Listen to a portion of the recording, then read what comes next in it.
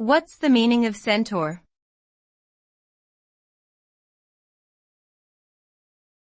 Centaur.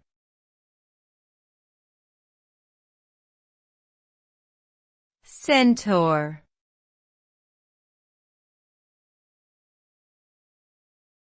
Centaur.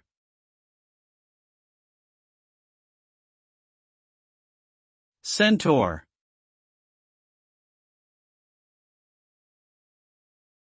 A centaur is a mythical creature that is half human and half horse.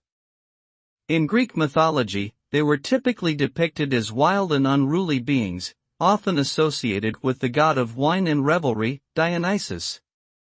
Centaurs have been portrayed in art and literature throughout history, ranging from fearsome warriors to gentle intellectuals.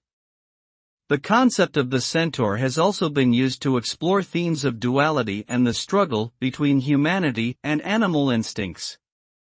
In popular culture, the centaur has appeared in various forms, from Harry Potter's Professor Umbridge to the Narnia series Mr. Tumnus.